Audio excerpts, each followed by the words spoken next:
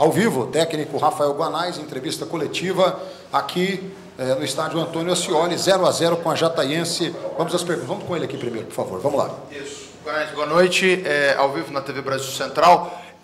A avaliação desse primeiro jogo, o presidente acabou de, na medida do possível, de início de temporada, gostou, elogiou o desempenho e disse que a Jataiense também se mostrou uma equipe muito competitiva e competente. A sua opinião, professor? Boa noite a todos. Concordo com a avaliação do nosso presidente. Gramado pesado prejudicou um pouquinho a velocidade do jogo. Mesmo assim, a equipe se postou bem, criou inúmeras situações, tivemos volume, não tivemos uma posse apenas no campo defensivo, mas buscamos atacar. Normal para início de temporada a gente cometer alguns erros ainda ali no último terço, que é a necessidade de refino, de velocidade, de sincronismo, ela é maior.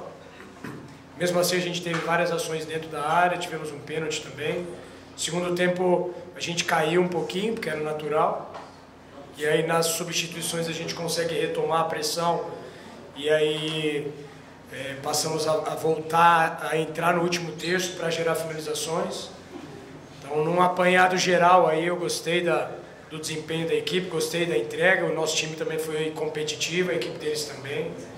Eu acredito que foi um bom jogo, infelizmente a gente não conseguiu fazer o gol, um jogo de 0-0, mas pode ser um ponto importante para o futuro. Então, é um início de temporada e, o mais importante de tudo, do jogo amistoso para esse primeiro jogo, a gente evoluiu bastante.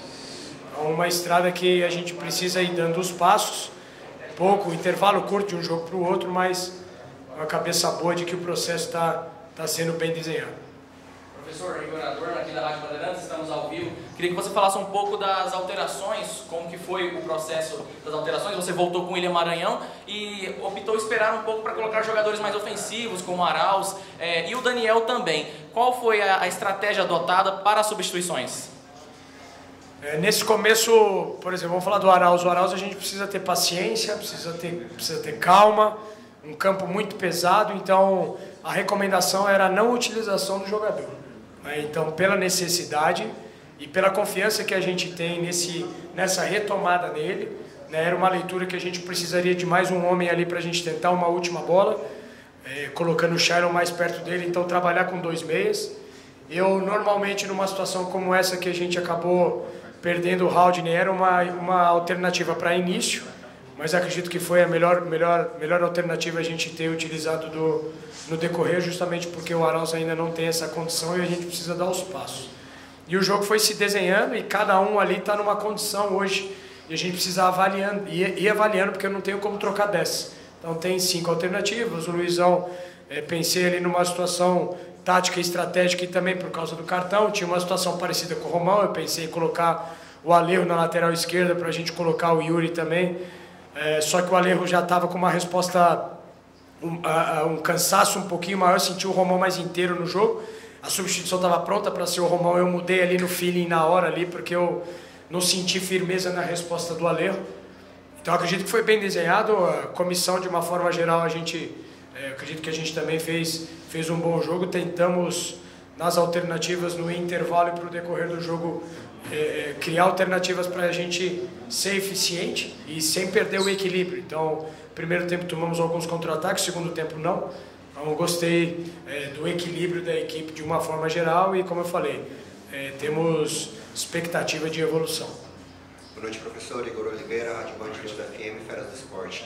Professor, após a partida, o meia Shailon acabou sendo muito criticado por alguns torcedores. O que o senhor diz a respeito daquele lance do pênalti? Se isso foi primordial para o resultado final da partida e também o quanto a ausência do volante Haldane prejudicou a sua ideia de jogo? A ausência do Haldane prejudicou bastante, porque a gente nessas 2 semanas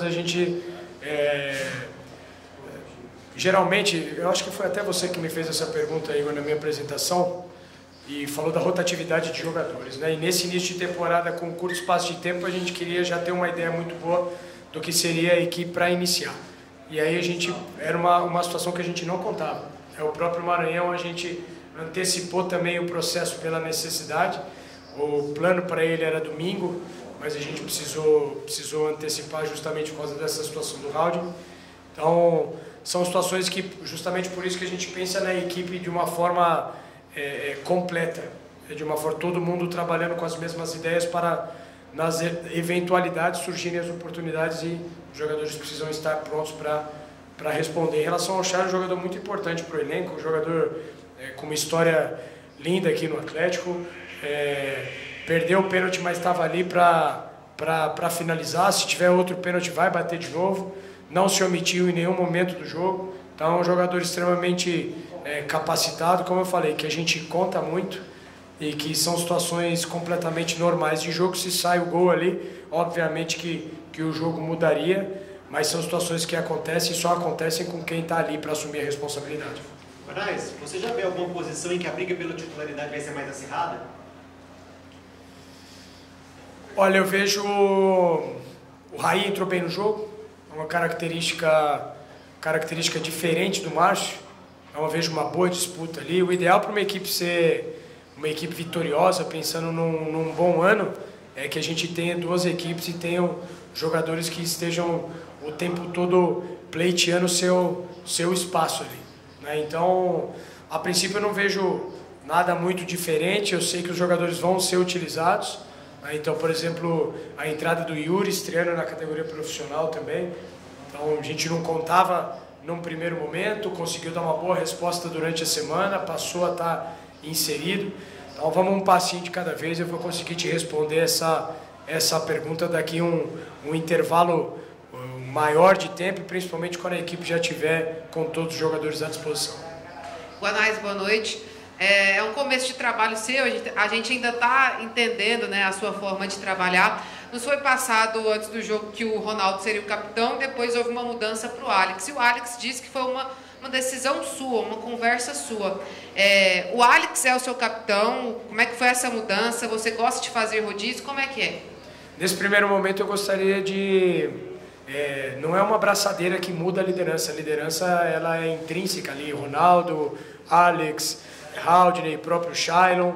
Então, nesse primeiro momento, é um começo de trabalho, então, não só identificar esses líderes que a gente já sabe pelo histórico, por acompanhar o clube, mas também buscar fomentar isso neles, esses aspectos de liderança que são importantes dentro da equipe. Então, é algo que foi detectado no passado, da equipe necessitar de lideranças fortes dentro do elenco. Então o Maranhão também tem esse perfil. Os goleiros acabam ficando um pouco distante também, então o Ronaldo já tem essa figura, já é essa figura, não necessita de uma abraçadeira. Então ele é um dos capitães também, o Anderson também tem esse perfil de liderança. Então, para mim é um objeto apenas. O mais importante é a postura deles em relação ao elenco, em relação àquilo que acontece nos jogos, em relação à influência que eles podem exercer para nós como equipe. Obrigado, Rafael Guanais, técnico do Atlético. Obrigado.